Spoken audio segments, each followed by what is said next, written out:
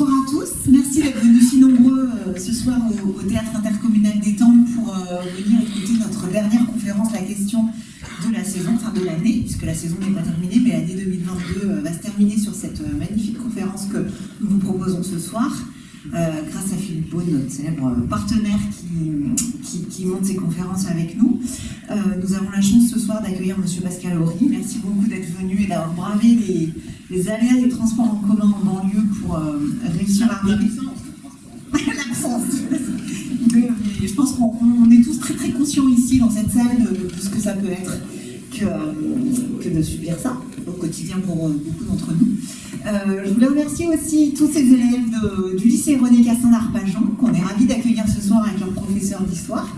Et donc vous aurez largement la parole. Vous aurez la parole, si vous voulez, sur le temps des questions. Je crois que vous avez préparé déjà des petites questions et des interventions à l'issue de la conférence. Comme d'habitude, vous avez pu voir que notre partenaire, la libraire des Échappées, la librairie étampoise, est dans le hall, se tient dans le froid dans le hall pour vendre les livres de Monsieur Horry, que vous pourrez retrouver aussi à l'issue de la conférence. Donc, je remercie le théâtre de nous accueillir pour ce rendez-vous habituel maintenant des conférences des bibliothèques intercommunales. Et puis je vais vous laisser la parole, Philippe, parce que vous avez, je sais, préparé la présentation de la conférence de ce soir à notre invité. Merci Guénal, ce soir il faut bien que je fasse quelque chose.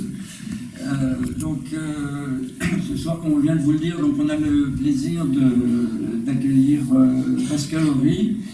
Donc je vous remercie infiniment d'avoir bravé les éléments. Et je pense que tout le monde connaît l'annonce quand vous arrivez en gare, un accident de personne à Saint-Geneviève-des-Bois. Vous savez qu'il y en a pour 4 heures. Donc on a trouvé d'autres moyens pour venir et ça a été un peu sportif. Voilà. Mais on arrive à commencer. J'essaie de faire court dans mes introductions, souvent sans succès d'ailleurs, et votre biographie foisonnante m'a rendu la tâche difficile. Donc, vous êtes le second postérien que nous accueillons, comme je vous l'ai dit, après Patrick Boucheron. Vous n'allez pas du tout parler de la même période, mais une période plus proche, et étant plus proche, qui peut-être vous intéresse plus. Donc, vous avez été pensionnaire de la Fondation Thiers, et je n'ai pas résisté à lister un peu quelques célébrités qui en font partie. Il y avait Marc Bloch, le fondateur de l'École des Annales, Jean Tullard, Jean Bitton, René Etienne, Maurice Duverger, Jacques Rancière, Michel Foucault, Pierre Nora, qui était maintenant plus connu comme l'époux d'Anne Sinclair que l'historien. C'est un petit peu dommage, en tout cas dans le grand public. Il vient de publier les 2 tomes de ses mémoires. Je les recommande. Hein, c'est assez étonnant. Il est d'une grande sincérité quand il parle aussi bien de ses amours que de son travail d'éditeur. C'est assez surprenant.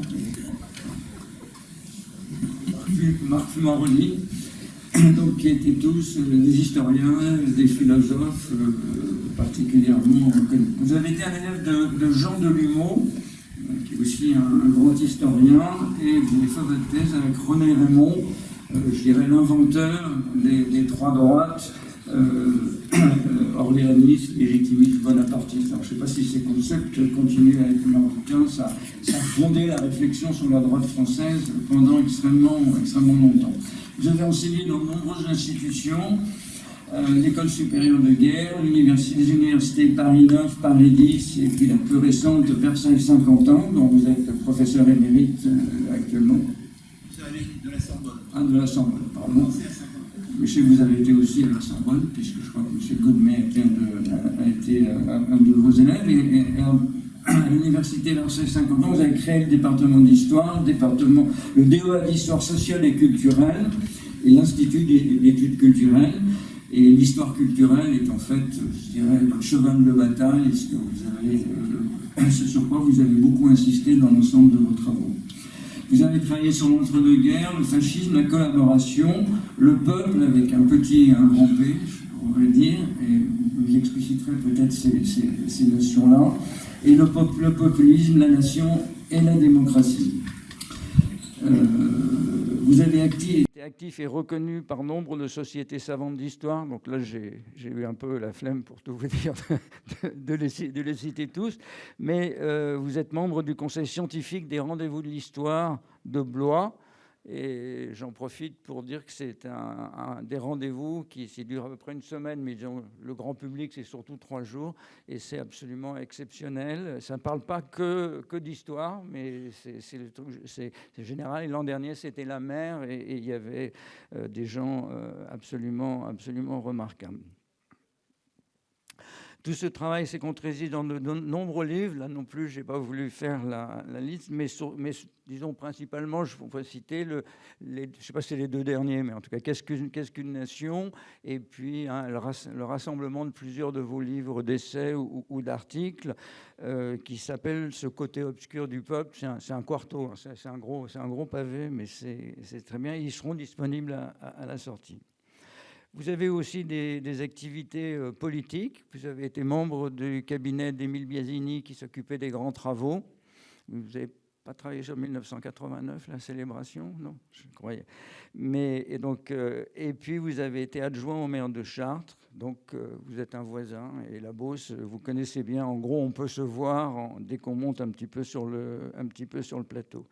Vous êtes largement sollicité dans les médias. Vous participez à beaucoup d'émissions de France Culture, par exemple. Et vous êtes, ce qui m'a surpris, critique de bande dessinée, ce que je ne savais pas. Ça vous plaira. Je lis les bandes dessinées, moins les critiques, je suis désolé. Et enfin, vous avez 2 activités prestigieuses. Vous avez été élu en 2021 au fauteuil 42 de l'Académie française. Alors, je n'ai pas le droit de dire qu'on l'appelle le fauteuil maudit, mais je crois que vous donnerez... Mais vous... Donc, peut-être vous donnerai une explication. Et puis, vous avez été régent du collège de pataphysique. Enfin, vous êtes régent du collège de pataphysique. Voilà. Et en fait, comme Gérard Berry, que vous devez, je ne sais pas si vous le connaissez, Gérard Berry, qui est un professeur au Collège de France, qui fait de l'informatique. Donc, vous voyez, l'histoire, l'informatique au Collège de pataphysique, vous devez beaucoup. Je crois que vous vous amusez beaucoup. Donc, je remercie les élèves, moi aussi. Je remercie monsieur Godmet qui les a convaincus de venir à une soirée d'histoire au mois de décembre dans le froid. C'est vraiment très bien. Donc, donc, merci beaucoup d'être venu. Et je vous cède la parole pour nous parler de ce côté obscur du peuple avec un P majuscule. Pourquoi les démocraties choisissent-elles de devenir autoritaires ou identitaires? Peut-être pas très optimiste, mais vous nous raconterez votre propos. Merci infiniment.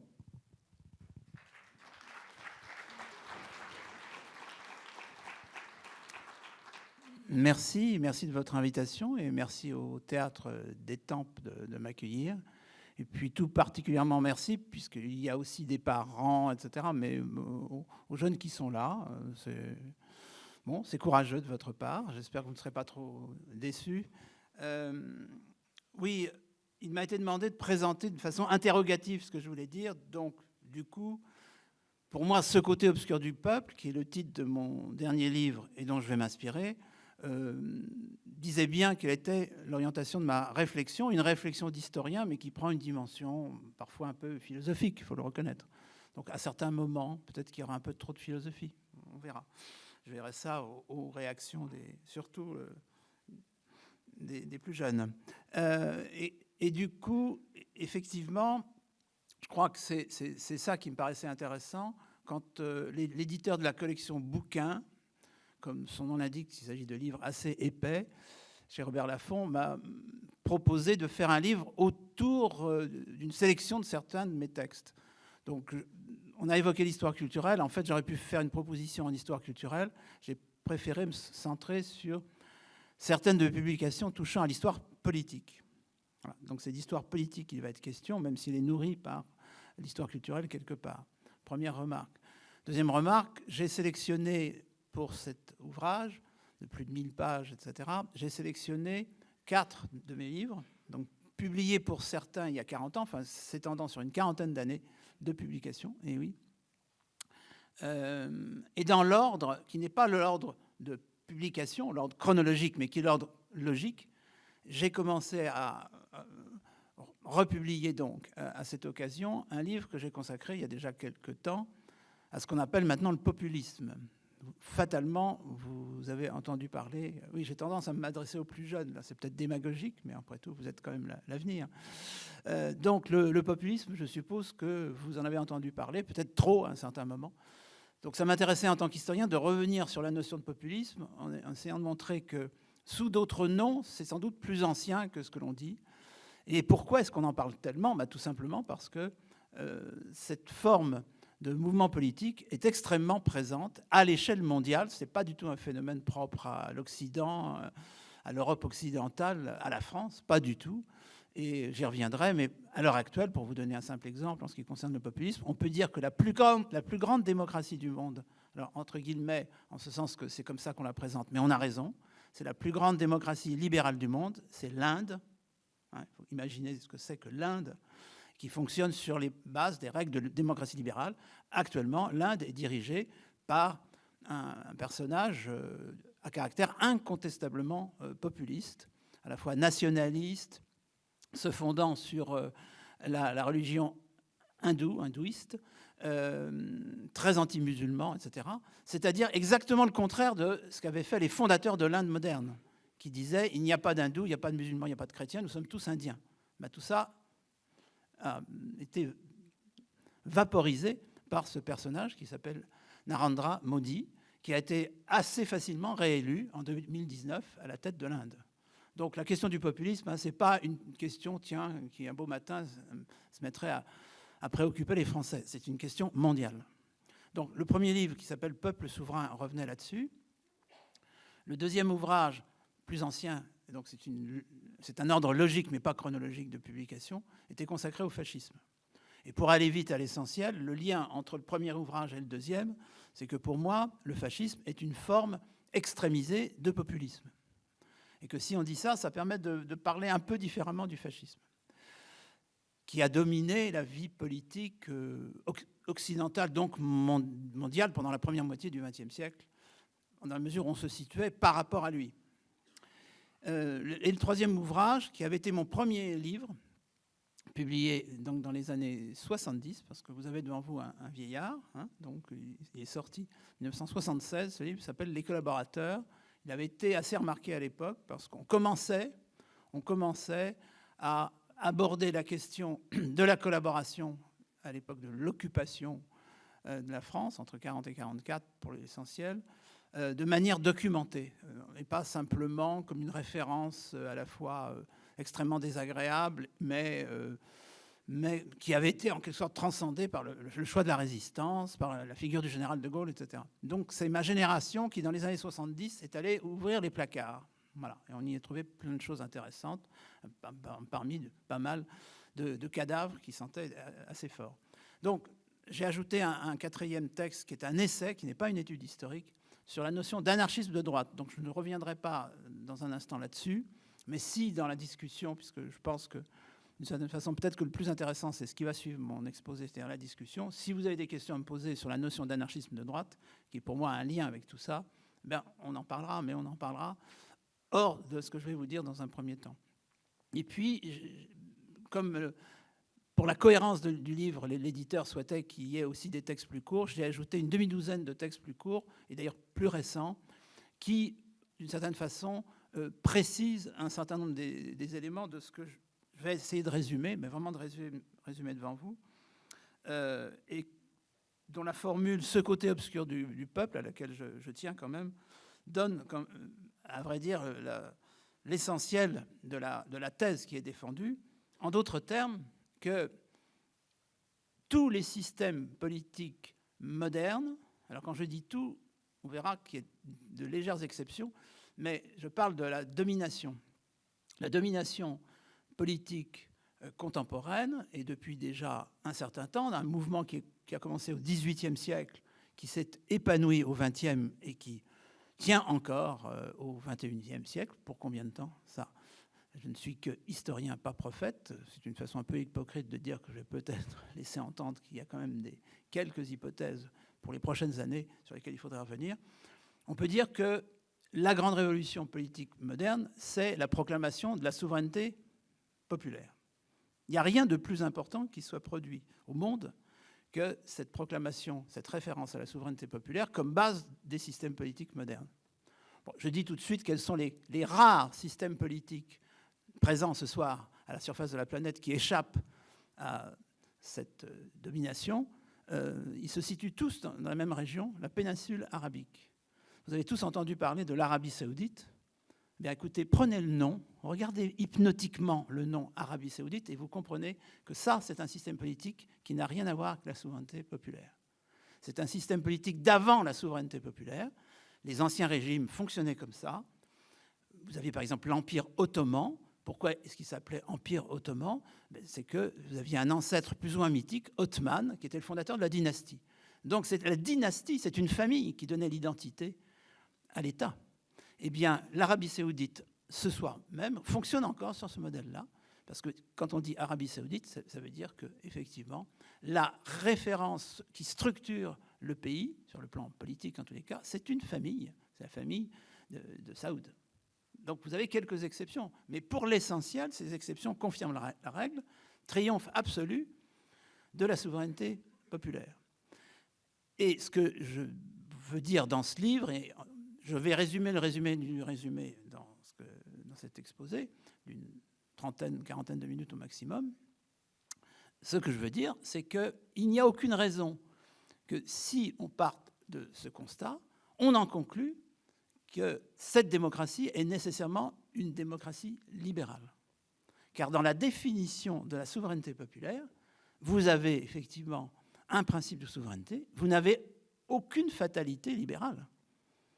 On peut imaginer que le fameux peuple décide de faire des choix non libéraux, des choix autoritaires, voire totalitaires. Et ça, quand on dit ça, ça trouble. C'est pour ça que je reviendrai tout à l'heure rapidement sur la notion, qui n'est pas du tout un oxymore, je ne sais pas si vous savez ce que c'est qu'un oxymore, qui est démocratie autoritaire. Eh bien, ce n'est pas un oxymore, car la démocratie n'est pas abonnée, en quelque sorte, à la conception libérale fondée sur les droits de l'homme et du citoyen que vous pouvez connaître. La souveraineté populaire peut se décliner de manière autoritaire et totalitaire. Donc je résume. Maintenant, entrons un peu plus dans le détail. Je dirais que le premier point sur lequel il faudrait revenir, c'est de se dire que la notion même de peuple est incroyablement ambiguë et que c'est vraisemblablement son ambiguïté, c'est la même chose pour populisme, j'y reviendrai, c'est vraisemblablement son ambiguïté qui fait son succès. Une fois qu'on conclut que le peuple est non pas indéfinissable, mais très difficile à définir, il faut savoir qu'on a la clé de l'efficacité de la formule depuis 2 siècles et demi, hein, contrairement à ce qu'on pourrait penser.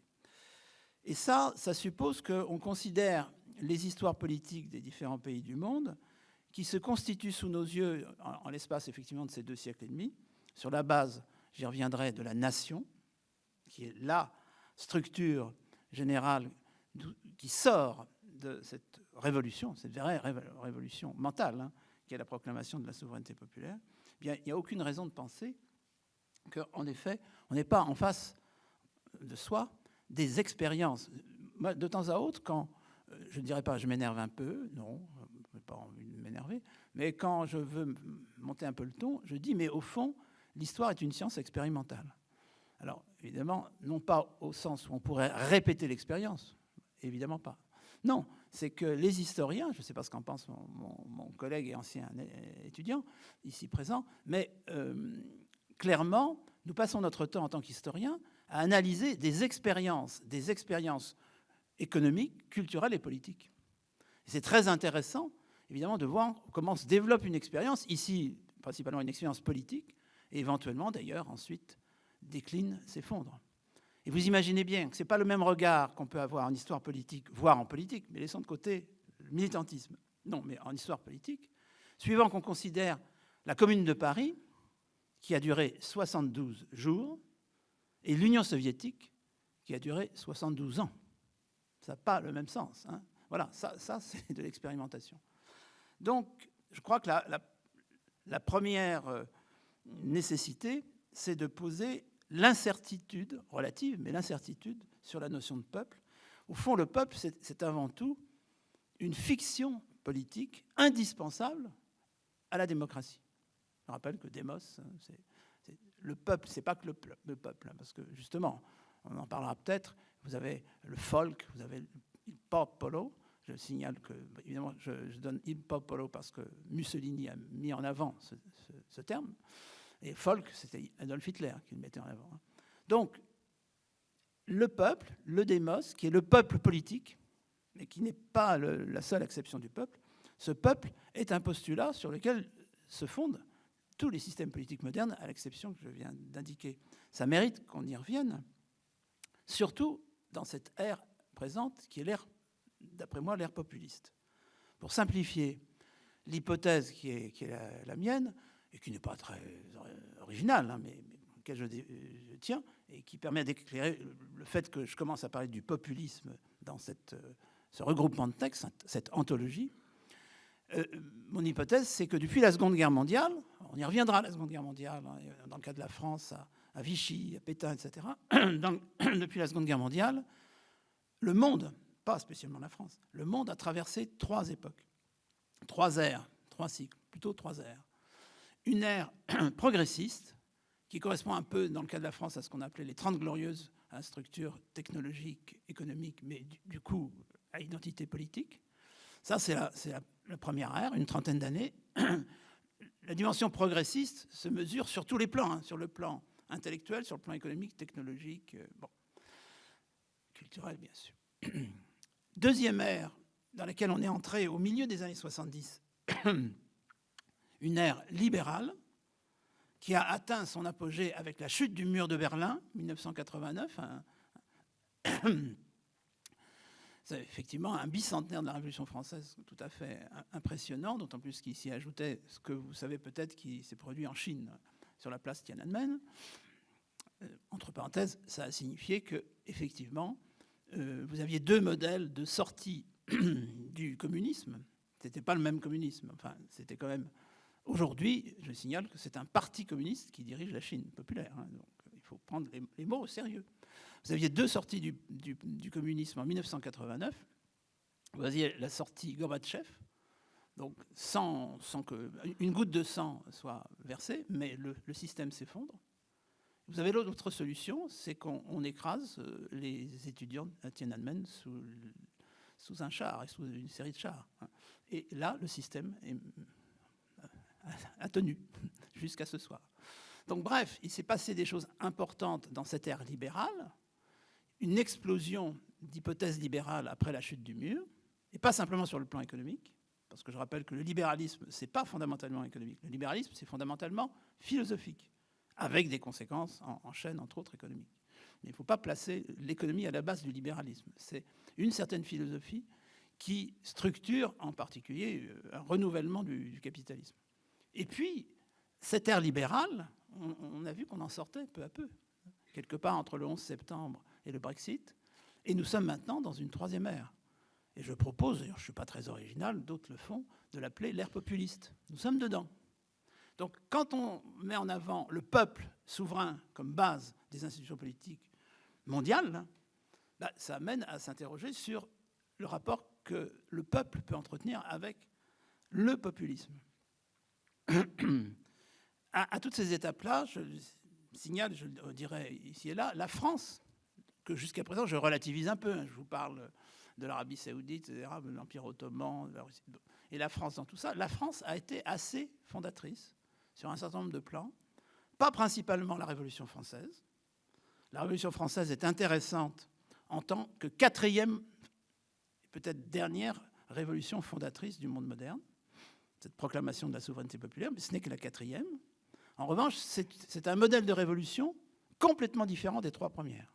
Alors, quelles sont les 3 premières ?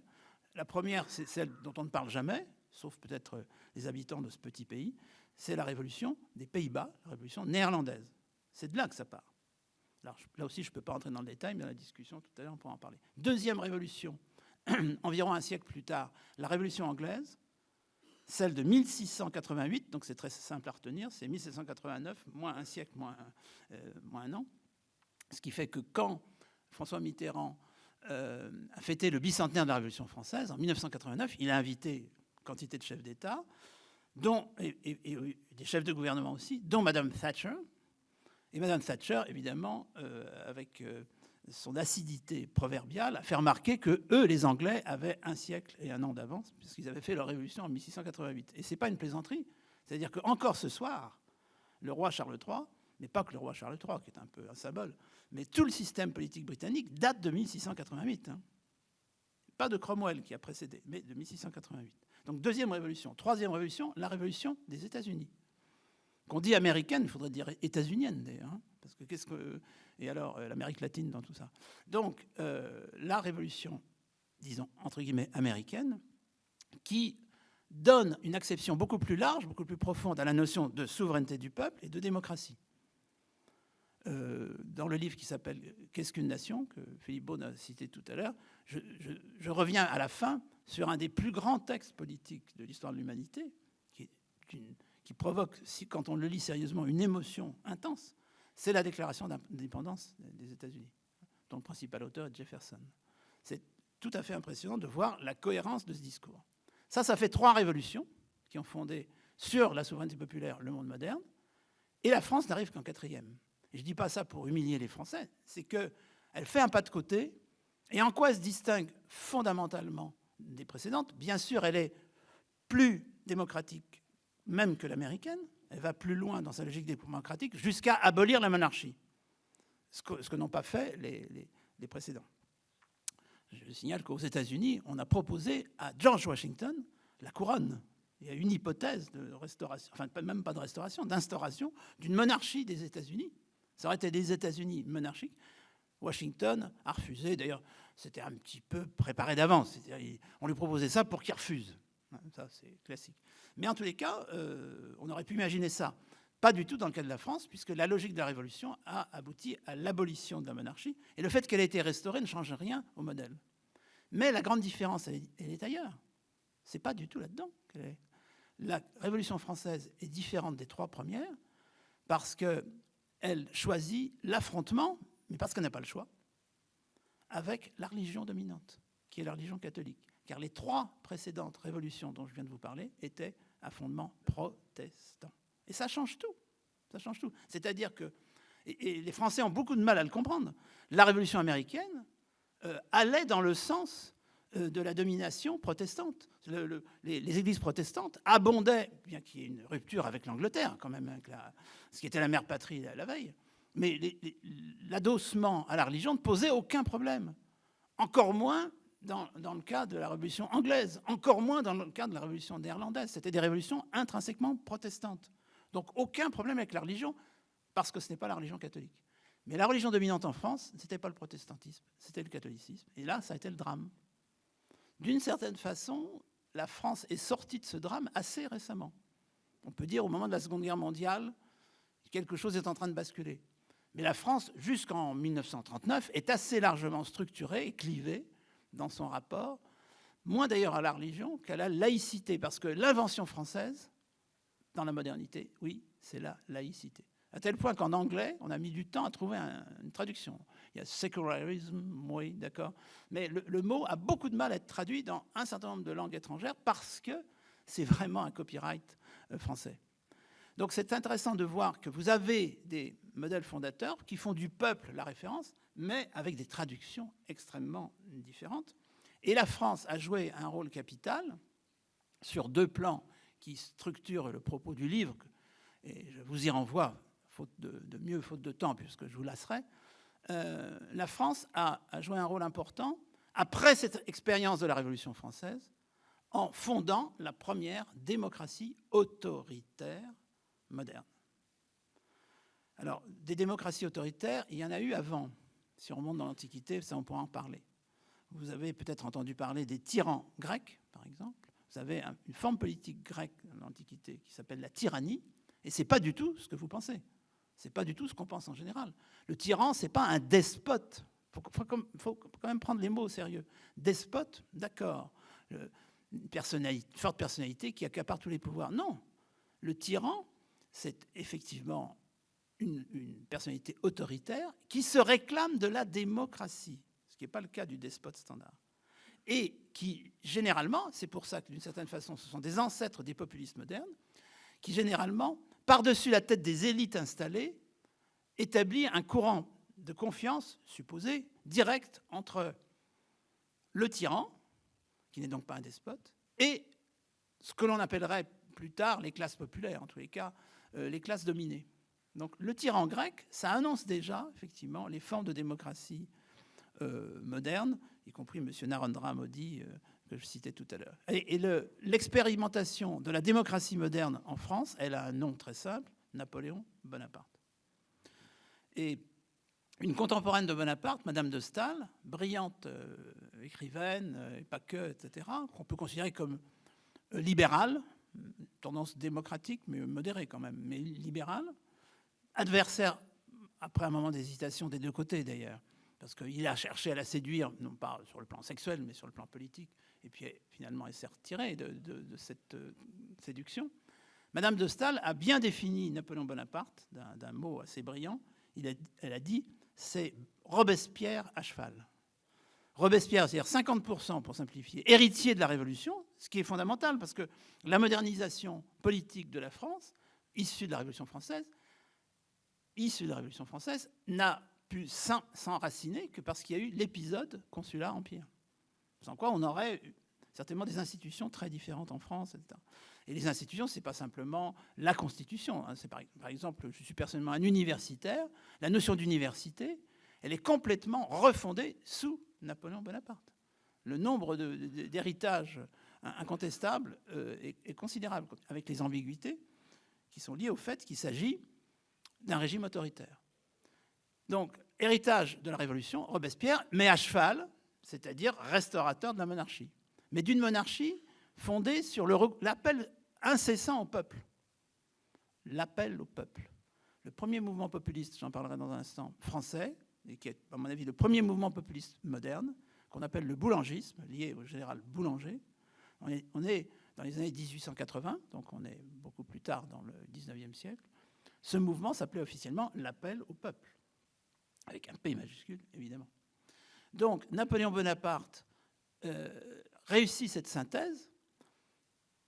On peut dire que la démocratie autoritaire pure et parfaite, et ça c'est bien représenté par ce monarque qui n'est pas empereur de France, mais qui est empereur des Français, ce qui est tout à fait différent. D'ailleurs, ce qu'on oublie, c'est que quand Louis XVI a été renversé, en 1792, la mutation moderne de la France était en cours, puisqu'il n'était plus roi de France. Quand il a été renversé, et ensuite guillotiné, il était roi des Français. Et j'espère que vous sentez la différence, mais vertigineuse, entre être roi de France, ou empereur de France, et roi des Français. C'est-à-dire que la souveraineté, elle est dans le peuple, quand vous êtes roi des Français, empereur des Français. Ce qui est le cas de Napoléon Bonaparte. Et le neveu de Napoléon Bonaparte, Louis-Napoléon, futur Napoléon III, quand il a pris le pouvoir de manière absolument violente, en ne respectant pas son serment, lui qui était le président de la République, je rappelle que le Second Empire, je pense que vous situez à peu, non pas forcément, à peu près les dates du Second Empire. Le Second Empire, entre les années 1850, enfin, il a duré une vingtaine d'années, et 1870. Le Second Empire, d'abord, nous avons tort de l'appeler le Second Empire, il faut être un peu cohérent. C'est mon collègue Alain Corbin qui m'avait montré qu'on faisait une erreur. C'était l'Empire, ce n'était pas le Second Empire. Il y avait une interruption, et puis l'Empire reprenait. C'était les Républicains qui finalement gagnaient, mais dans des circonstances très particulières, la guerre de 70, ce sont les Républicains qui disaient le Second Empire, pour bien faire comprendre qu'il y avait eu un premier modèle, parce qu'après tout, certains Républicains pouvaient conserver une certaine sympathie pour le premier, mais pas pour le neveu qui avait trahi son serment, etc. Non, c'était l'Empire, pas le Second Empire. Eh bien, cet empire, ce Second Empire, a été fondé sur un acte de violence de Louis-Napoléon Bonaparte. Et qu'est-ce qu'il a fait, ce cher Napoléon Bonaparte, qui était le président de la République, élu au suffrage universel? La France avait innové. Vous savez qu'aujourd'hui, c'est toujours un débat. On a l'impression que parfois, la vie politique française se réveille au moment des élections présidentielles, et puis s'assoupit un peu ensuite. On l'a expérimenté récemment. Je vous signale que tous les pays du monde n'ont pas un système constitutionnel où le chef de l'État soit élu au suffrage universel. Et c'est la France qui a été la première, en 1848. Et qu'est-ce qui s'est passé?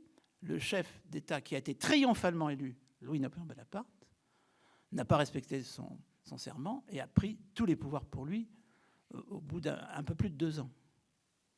Et c'est ça qui a vacciné les vieux républicains contre l'idée d'élire un chef de l'État au suffrage universel.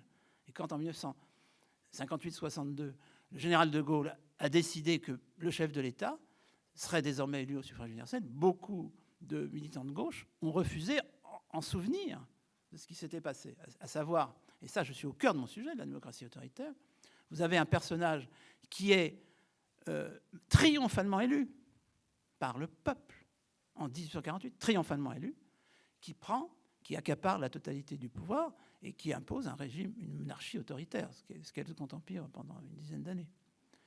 Or, techniquement, c'est très intéressant de voir que quand Louis-Napoléon Bonaparte fait cet acte de force, en 1851, premièrement, il accapare tous les pouvoirs, ce qui est illégal aux yeux de la Constitution, mais personne à peu près, même pas mal d'historiens pointus, ne fait remarquer qu'il en profite pour rétablir le suffrage universel que les forces de droite à l'époque, ce qu'on appelait le Parti de l'ordre, avaient, réduit. On avait proclamé le suffrage universel, évidemment masculin, entre parenthèses, suffrage universel masculin en 1948, mais au moment où le futur dictateur, d'une certaine façon, démocratie autoritaire, prend le pouvoir, Louis-Napoléon Bonaparte, déjà, on avait révisé à la baisse les conditions d'accès au vote. Donc, ce n'était plus le suffrage universel, même masculin. Et qu'est-ce que fait celui qu'on peut considérer comme le dictateur? Il dit « Cher peuple, je te redonne le pouvoir, pour que, bien entendu, tu votes pour moi éternellement. » Et c'est ça qui est intéressant. Parce que, bien entendu, Louis-Napoléon Bonaparte sait ce qu'il fait. Et ce n'est pas simplement une question de censure.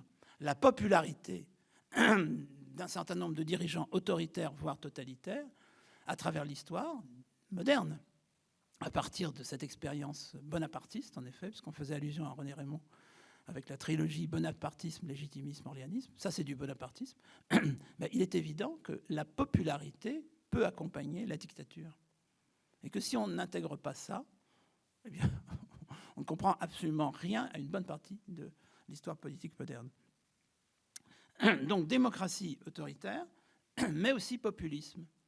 Et c'est vrai que j'ai cité tout à l'heure le cas du boulangisme, quand à la fin du XIXe siècle s'est constitué ce mouvement qui s'est appelé l'appel au peuple, on avait déjà, et ça, là aussi c'est la France qui l'a inventé, elle n'a pas inventé la souveraineté populaire, elle n'a pas inventé la démocratie moderne, elle n'a pas inventé la démocratie libérale, mais clairement elle a inventé la démocratie autoritaire moderne. Voilà, on en pense qu'on en veut, ça fait partie de notre bagage. Ça peut permettre d'expliquer les institutions politiques françaises d'aujourd'hui, la Ve République, qui sont des institutions qui donnent au chef de l'État un vrai pouvoir, ce qui n'est généralement pas le cas dans les pays voisins. Vous constaterez que nous sommes les seules institutions politiques françaises en Europe occidentale qui aient une concentration du pouvoir, malgré diverses réformes, aussi élevée entre les mains du chef de l'État. Considérez tous les pays voisins, Belgique, Luxembourg, République fédérale d'Allemagne, Suisse, n'en parlons même pas, Italie, Espagne, je ne compte pas le Portugal qui n'a pas de frontières communes, mais enfin, allons-y, le Portugal, tous ont un régime parlementaire. Nous n'avons pas un régime fondamentalement parlementaire. Nous avons un régime partiellement parlementaire, mais avec un pouvoir exécutif extrêmement fort. Nous sommes les seuls en Europe occidentale. Et je ne vais pas chercher plus loin à l'Est, hein. Donc ça mérite une réflexion. Démocratie autoritaire, mais aussi populisme. Le populisme du boulangisme a déjà ce génie propre, qui sera le génie des mouvements populistes jusqu'à ce soir dans beaucoup de pays du monde, c'est-à-dire qu'il conjoint des éléments qui viennent de la gauche et des éléments qui viennent de la droite. Pour simplifier, le populisme, dans ma définition, le premier livre, là, Peuple souverain la développe, etc., mais ça se retrouve dans les autres textes assez souvent, le populisme, c'est une droite radicale dans un style de gauche radicale. Et le style de gauche radicale, c'est d'abord de mettre en avant le peuple, la souveraineté populaire. Mais évidemment, c'est un certain peuple. C'est en particulier toute la différence entre, en ce qui concerne la dimension identitaire de ces régimes.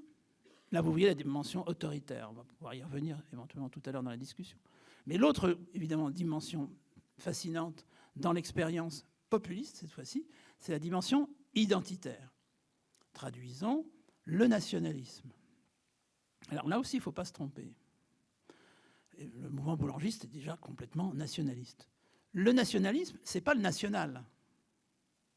Car cette fameuse révolution de la souveraineté populaire, c'est elle qui a produit la nation au sens moderne, au sens là aussi de ce soir. On pourrait remonter les siècles. Non, la cristallisation de la nation se situe justement en accompagnement de cette révolution du XVIe, XVIIe, XVIIIe siècle, Pays-Bas, Angleterre, États-Unis, etc. Et c'est là que cette cristallisation reçoit le nom de nation. Dans ma jeunesse, dans beaucoup de débats intellectuels, en France, en Occident, pas simplement en France, puisque comme je suis effectivement un vieillard, moi j'ai eu 20 ans en 68, non, donc je suis né en 48, je suis un 48ard qui est devenu un 68ard, évidemment, fatalement, 20 ans plus tard. Et quand j'avais 20 ans en 68, il était évident que la référence nationale était extrêmement peu légitime. C'était vraiment un très mauvais moment pour la nation que ces années 60. Avec le recul, les trois éléments qui définissaient la nation dans ces débats-là, à savoir la nation, c'est le passé, ça joue un rôle important, mais dans le présent des années 60, rien, ce qui était complètement absurde, évidemment, puisque la guerre d'Algérie, la guerre du Vietnam se faisait avec des références à la nation. Front de libération nationale d'Algérie, FLN, N. Front national de libération du Vietnam Sud, Front national. Donc c'était de l'aveuglement intellectuel que de dire la nation, c'est le passé. Bien sûr que non, c'était le présent. Et évidemment, depuis la chute du mur de Berlin, on a eu la confirmation qu'elle est omniprésente. Ce soir, là aussi, vous pouvez être certain et certaine que vous vous déplacez dans un univers qui n'a jamais été aussi national. Je soutiens, on pourra en discuter, jamais été aussi national qu'en ce moment.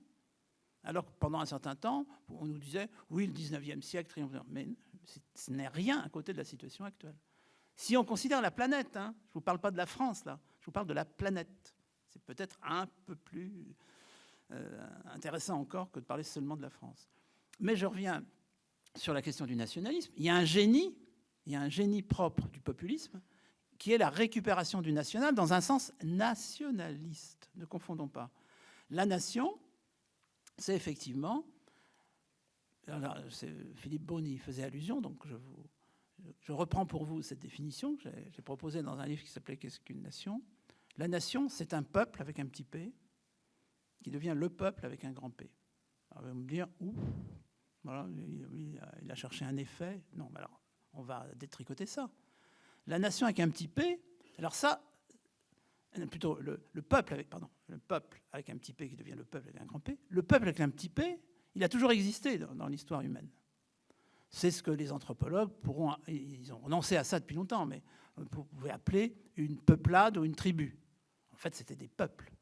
C'est-à-dire qu'un certain nombre de conditions économiques, géopolitiques, mais principalement culturelles, font que peu à peu, il y a une identification. C'est-à-dire que vous avez des sociétés humaines qui, parce qu'elles développent de manière autonome des institutions politiques et des symboles qui leur sont propres, les institutions politiques vont produire en chaîne un certain nombre de conséquences, l'importance d'une certaine langue, par exemple, mais pas que, le rapport à une certaine religion, mais pas que, et par ailleurs, effectivement, un système symbolique qu'on va appeler rapidement religion. Entre parenthèses, il y a des erreurs complètes faites sur la notion de religion. La religion, je vous signale que ce n'est pas un dogme. La religion, ce sont des rites. C'est ça qui définit la religion. C'est pour ça que les chrétiens sont des révolutionnaires pour les Romains, parce qu'ils ne veulent pas respecter les rites. Alors que les Romains leur demandent simplement de respecter les rites, et pas forcément de croire aux rites. Et évidemment, la révolution chrétienne, qui se retrouve dans l'islam, puisque je rappelle que l'islam est l'héritier du christianisme, évidemment, et du judaïsme, et d'abord du christianisme, c'est de dire non, le rituel ne suffit pas à définir notre identité religieuse. Bien. Donc vous avez des peuples qui disposent comme ça d'un stock de symboles, d'un stock d'institutions. Ça ne fait pas des nations, ça. Mais ça vous permet de comprendre pourquoi, en ce moment, tous les matins, tous les midis, tous les soirs, vous entendez parler, par exemple, de l'Ukraine.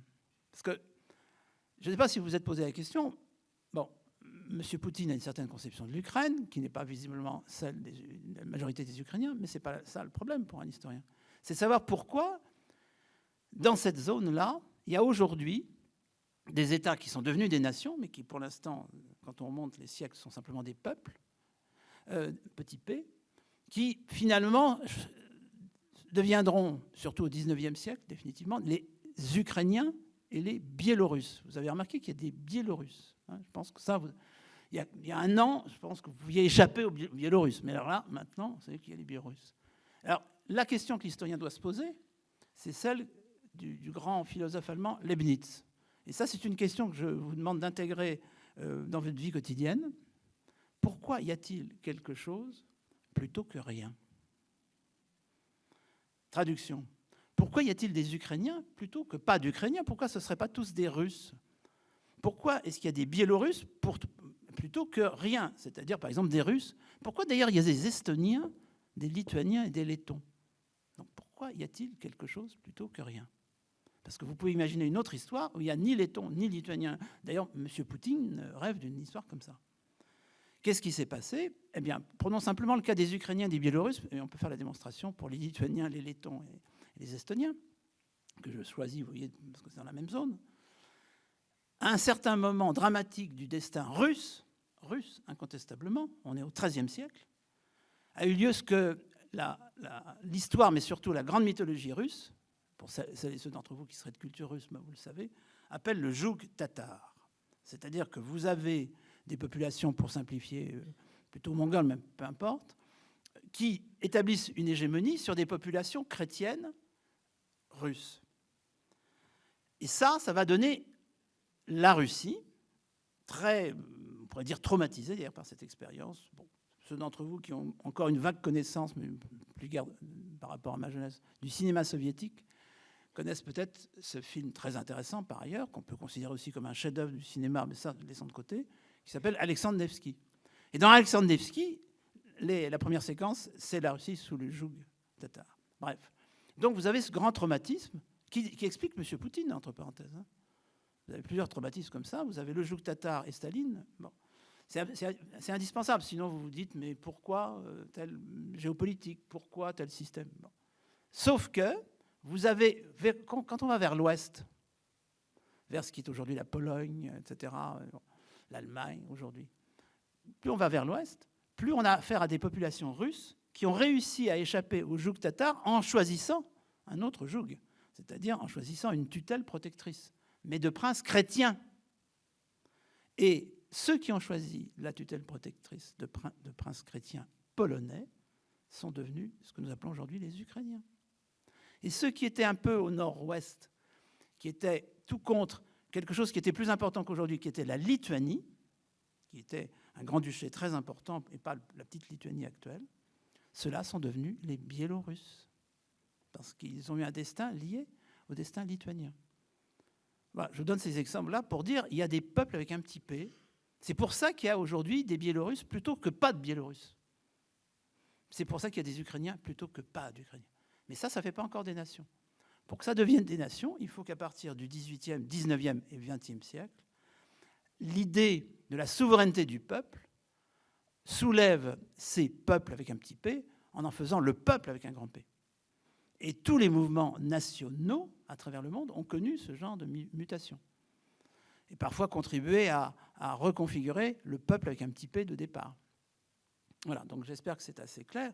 Et c'est à partir de ce moment-là qu'on voit la différence entre la souveraineté populaire, la nation, le national, modèle, donc je répète, à peu près universel à l'exception de ces principautés de péninsule arabique que je disais tout à l'heure, et ça ne fait pas le nationalisme. Le nationalisme, c'est quand, pour des raisons de politique intérieure, et c'est le cas de la France à l'époque du général Boulanger, la France qui expérimente, et c'est un peu traumatisant pour une partie de l'opinion, la République, une République parlementaire, donc une République libérale. Donc c'est traumatisant et ça mécontente, grosso modo, les deux extrêmes. les nostalgiques de la monarchie traditionnelle, légitimistes pour simplifier, et des héritiers de la Commune qui considèrent que le régime parlementaire, il ne faut pas oublier ça, c'est un régime de corruption qui rend opaque la souveraineté du peuple. Donc vous aviez deux récriminations symétriques, on va dire entre guillemets, à l'extrême droite et à l'extrême gauche, contre ce régime. Et le populisme de Boulanger va réunir les deux. Parce que le général Boulanger, c'est pour ça que je dis, le populisme, c'est une droite radicale dans un style de gauche radicale.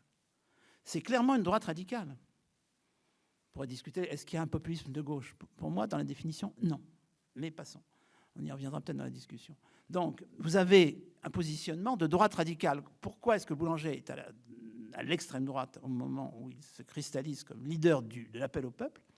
Parce qu'il critique les institutions de la République. Et qu'il est pour l'abolition de la soi-disant constitution de la troisième, peu importe. Et en particulier, il souhaite le renforcement d'un pouvoir du chef de l'État, dans une perspective en effet bonapartiste. Mais de l'eau a coulé sous les ponts depuis le premier Napoléon et le troisième. Ça lui permet de récupérer une partie des légitimistes qui pensent que Boulanger servira de transition vers une restauration de la monarchie. Mais des légitimistes, donc une droite radicale, modernisée, et qui en particulier croit au suffrage universel. Parce que ça peut paraître étrange que des partisans de la monarchie adorent le suffrage universel. Ceux-là, en tous les cas, 1880. Pourquoi ils adorent le suffrage universel? C'est que pour eux, le peuple, avec un grand P, est saint. Et que ce qu'ils détestent, ce sont ces classes moyennes, laïques, anticléricales, enjuivées, maçonniques, etc.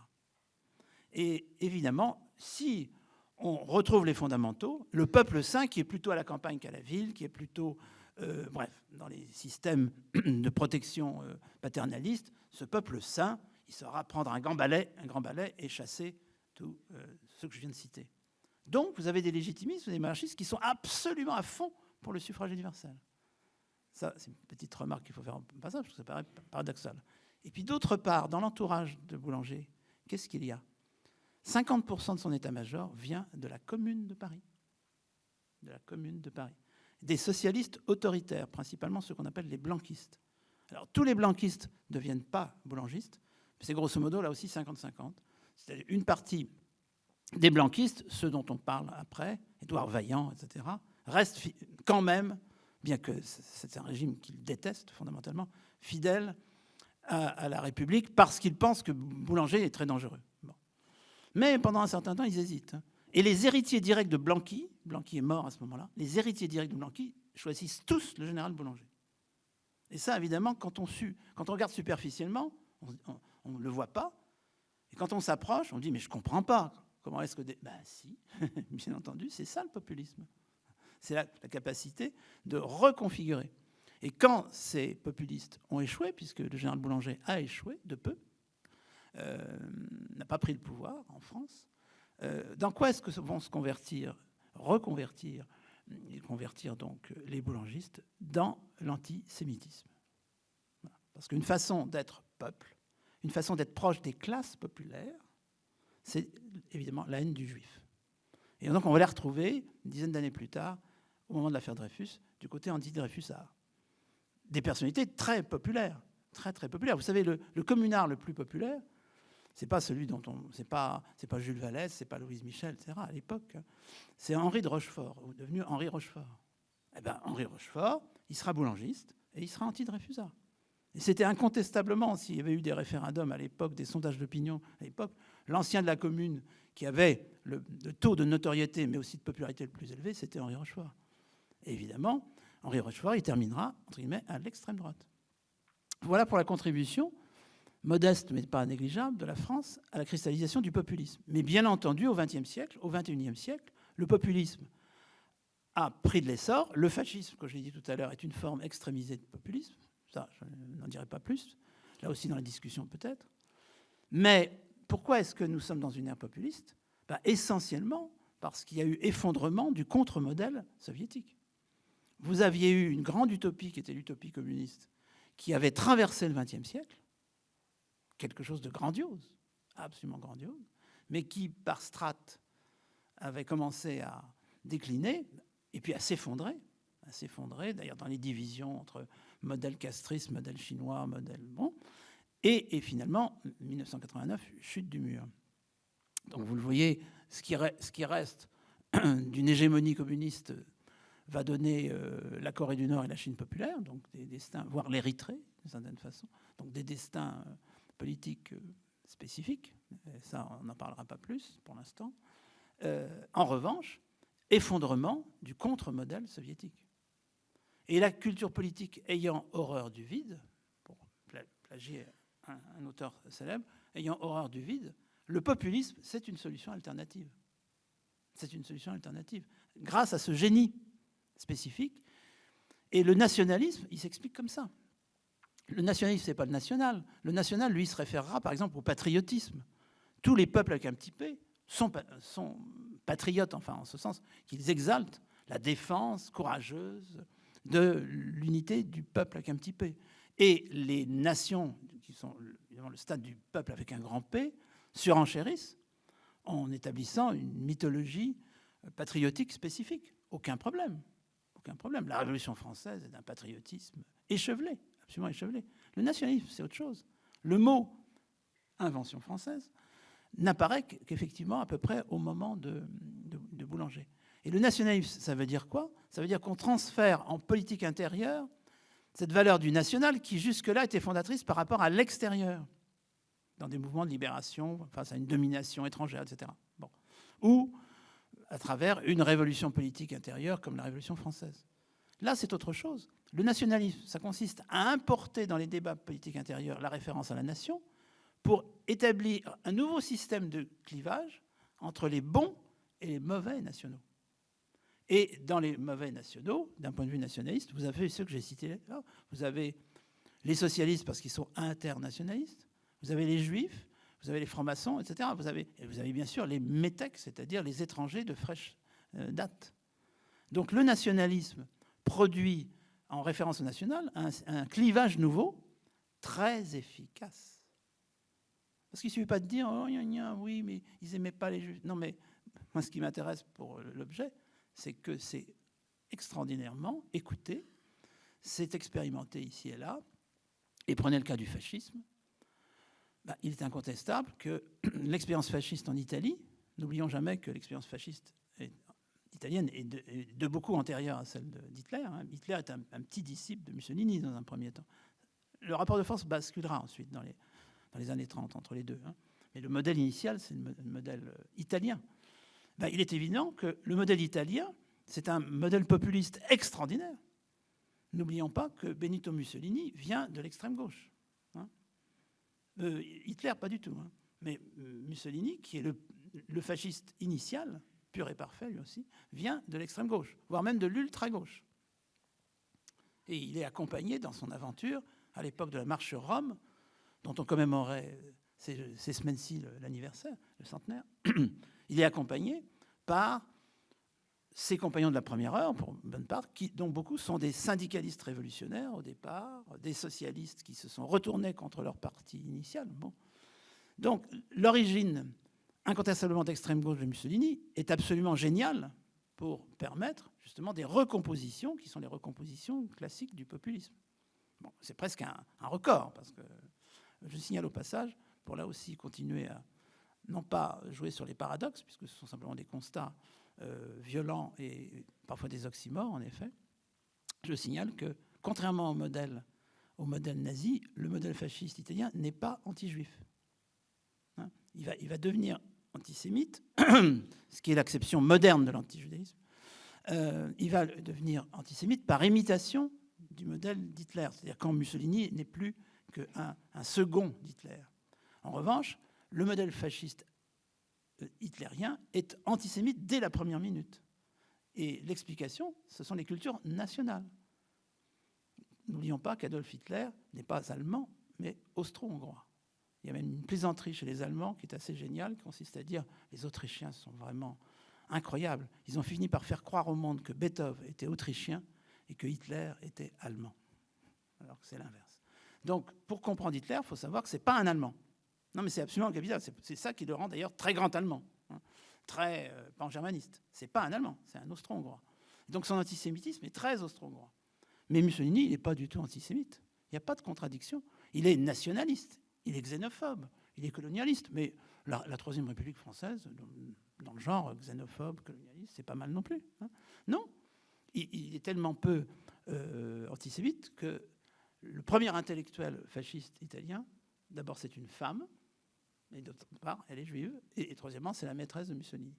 C'est Margherita Sarfatti, qui est l'auteur du premier livre fasciste, qui s'appelle Dux. Donc voilà, quand on commence à explorer, et mes collègues qui travaillent sur l'histoire italienne, l'histoire du fascisme italien, ont été les premiers à avoir découvert une chose très simple, la proportion des juifs, qui est faible en Italie, la proportion des juifs dans le parti fasciste est supérieure à la moyenne des juifs dans la société italienne. C'est-à-dire que les juifs italiens ont fait du zèle. Intégration. Eh ben, la meilleure façon de s'intégrer dans un pays, quand on est considéré comme un hors-venu, etc., alors qu'ils étaient là depuis des siècles, mais enfin bon, hein, juifs, d'un point de vue catholique, eh ben, la meilleure façon, c'est d'être encore plus nationaliste, hein, que les Italiens de souche, entre guillemets. Donc, les juifs italiens ont été ultra-fascistes. Pas tous, bien entendu, hein, mais la proportion des juifs est plus élevée dans le parti national-fasciste que dans la société italienne. Bref, ça, c'est le génie du populisme. C'est absolument génial de permettre ces reconfigurations, et ça donne effectivement un autre éclairage aux expériences dictatoriales. Donc, des régimes politiques, des mouvements politiques, comme le boulangisme, échouent parfois à prendre le pouvoir, hein, bien entendu. Ce modèle n'est pas un modèle qui réussit à tous les coups, loin de là.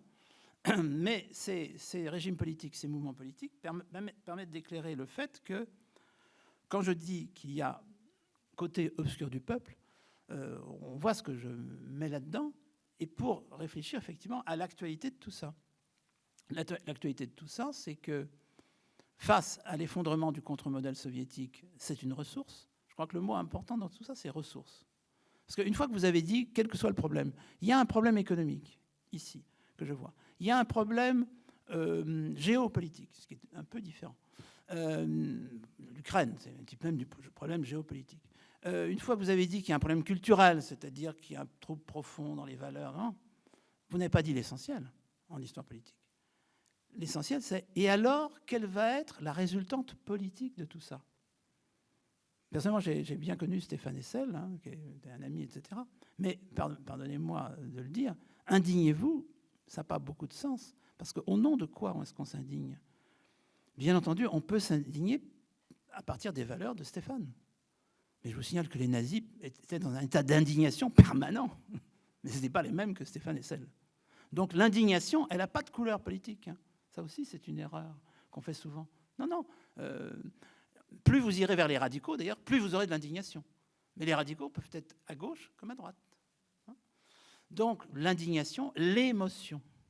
Et j'aurais presque tendance à terminer, puis après on en parle, sur cette dimension-là. Dans le monde moderne, vous avez des crises économiques, des crises culturelles, des crises géopolitiques, et la ressource actuelle, la résultante, mais le mot ressource me paraît assez juste, c'est effectivement, par exemple, le populisme. C'est la démocratie autoritaire. C'est M. Erdogan, c'est M. Orban, dont on ne peut pas nier qu'ils aient une part de popularité dans leurs pays respectifs. On ne peut pas simplement tout attribuer à la censure, c'est plus complexe que ça. Donc, c'est une ressource, bien entendu. Mais par ailleurs, c'est intéressant de voir que vous aurez des déclinaisons nationales de ce rapport à la démocratie autoritaire. Bon, il est clair que, prenons le cas de la Turquie, qui est absolument fascinant. La Turquie est un pays qui a été un lieu d'expérimentation de la nation, mais exceptionnel, unique, à un degré incroyable. Puisque j'ai cité tout à l'heure l'Empire ottoman. L'Empire ottoman, c'est l'absence de référence à la souveraineté populaire. C'est une dynastie qui remonte à plusieurs siècles en arrière, qui aboutit à un système qui peu à peu se sclérose, s'affaiblit, etc. Et vous avez des modernes. N'oublions pas que la modernité peut produire de l'autorité, voire plus.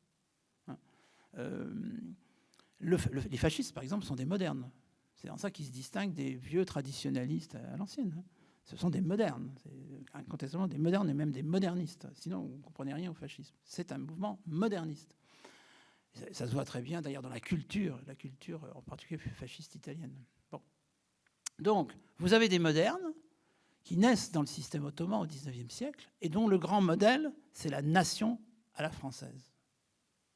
Et j'avais tout compris à l'époque où je travaillais sur ce livre « Qu'est-ce qu'une nation ?», quand j'avais découvert que ce qu'on appelle le mouvement jeune turc, le mouvement qui va renverser, pour simplifier, l'Empire ottoman et lui substituer la Turquie actuelle. Vous voyez l'enjeu, hein ? Turquie à la place de ottoman. Eh bien, ces jeunes, qui étaient très souvent des militaires, en tous les cas le groupe initial était militaire, se réunissent à Istanbul pour fonder la première organisation qu'on appellera plus tard Jeunes Turcs. Quel jour ? Le 14 juillet 1889. Voilà, le modèle français. Et le modèle français, ça signifiera que Mustafa Kemal, qui deviendra le père des Turcs, Atatürk, va, à marche forcée du sommet, de façon autoritaire, pour ne pas dire dictatoriale, imposer la modernisation de la société turque, le dévoilement des femmes, la promotion de la femme de manière autoritaire. Mais incontestablement, pour une société comme pouvait être la société ottomane, jusqu'en 1920, disons, quelque chose de franchement révolutionnaire. Mais la révolution, par un homme fort venu d'en haut, sur modèle français, d'où l'importance de la laïcité dans la Turquie kémaliste. Or, que fait M. Erdogan aujourd'hui ? Il détricote tout ça. Il a conservé le régime autoritaire, il a conservé le nationalisme turc, mais tout le reste est jeté aux poubelles de l'histoire, et en particulier la laïcité chère à Mustafa Kemal Atatürk. Je vous signale d'ailleurs que puisqu'il est question de modernisation, la modernisation n'est pas non plus toujours humaniste. Vous comprenez bien que depuis le début, je suis en train de nuancer le fait que le modèle naturel de la démocratie serait la démocratie libérale, humaniste, progressiste. C'est l'un des modèles, mais ce n'est pas le modèle fatal. C'est même, évidemment, au moment où je vous parle, ce n'est pas le modèle majoritaire en termes de population à la surface de la planète. Mais par ailleurs, prenez le cas de la Turquie, c'est tout à fait impressionnant, puisque ce pays se modernise en mettant en avant l'identité nationale, dans un sens, là pour le coup, nationaliste. Quels sont ceux qui ont des soucis à se faire ? Ce sont les Grecs et les Arméniens. Tandis qu'avant, dans l'ancien système ottoman, il y avait une très belle phrase qui définissait aussi, à l'époque de Madame de Staël, l'Empire ottoman, le despotisme tempéré par l'assassinat. Ça vous donne un petit peu la perspective. Bon, c'est, voilà, it's no good. Donc, oui, d'accord. Donc, on négocie. On négocie. Par exemple, les Juifs assez nombreux, ils se sont réfugiés dans l'Empire ottoman quand ils étaient bien persécutés par les chrétiens. Les Juifs négocient. Alors, bien entendu, on dirait aujourd'hui, ne faites pas de politique. Mais des affaires, pourquoi pas. Donc, on s'arrange. On a même des tribunaux spécifiques par communauté. L'essentiel, c'est que l'ordre règne et que surtout, alors là, pas d'opposants puissent, ottomans puissent se dresser en disant « mais je veux la liberté de conscience ». Ah non. Bon. Mais moyennant quoi, ça se négocie. Donc, le sultan a des médecins juifs, il est entouré d'Arméniens, pas de problème. Et puis voilà la modernité qui arrive et qui dit laïcité, promotion de la femme, etc. Mais turquitude, turcitude, pour être exact. Et là, comme on pourrait dire aujourd'hui, ça craint pour les Arméniens, pour les Grecs. Voilà. Et donc le génocide des Arméniens par les Turcs, qui est conduit sous l'égide des jeunes Turcs, c'est la preuve de l'entrée de la Turquie dans le monde moderne. C'est un génocide. Oui, donc il faudrait peut-être débroussailler certaines de nos convictions pour voir que c'est plus complexe que ça.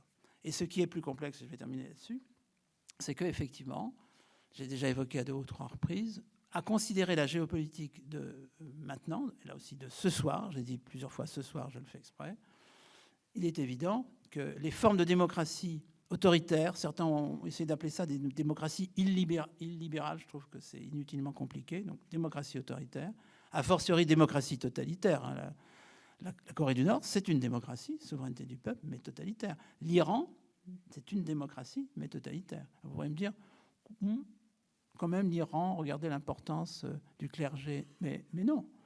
Je ne sais pas si vous avez fait la même expérience que moi. Se plonger dans cette lecture, évidemment un peu austère, de la constitution de la République islamique d'Iran. C'est passionnant. Parce qu'il faut prendre au sérieux les principes. Il faut prendre les principes au sérieux. Il ne faut pas dire non. Justement, la grande différence entre l'Arabie saoudite et l'Iran, j'espère que vous n'en êtes plus au stade à dire l'Arabie saoudite, l'Iran, tout ça, c'est la même chose, mais pas du tout. Ces deux régimes sont sur deux planètes différentes. Je ne reviens pas sur l'Arabie saoudite, qui est sur la planète d'avant, la dynastie.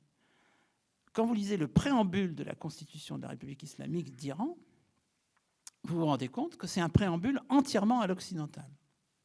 Parce que ça consiste à dire, le peuple iranien, je vous le résume, s'est révolté contre un despote, le Shah d'Iran, et ensuite il l'a chassé du pouvoir. Donc c'est Louis XVI, il l'a chassé du pouvoir, et avec, je ne me rappelle plus le chiffre, mais enfin je vais citer dans mon livre sur la nation, je dirais 97,5% de voix à fonder la République islamique. Vous êtes donc devant un raisonnement de souveraineté populaire occidentale pur et parfait.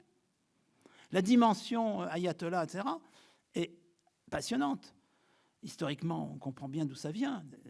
D'ailleurs, l'erreur magistrale du Shah, qui voulait justement, à la façon d'Atatürk, moderniser à marche forcée son pays sans se préoccuper du fait qu'il avait en face de lui non pas des sunnites, mais des chiites. Enfin, lui-même l'était chiite. Donc avec un clergé, ce qui n'est pas le cas au sens strict chez les sunnites.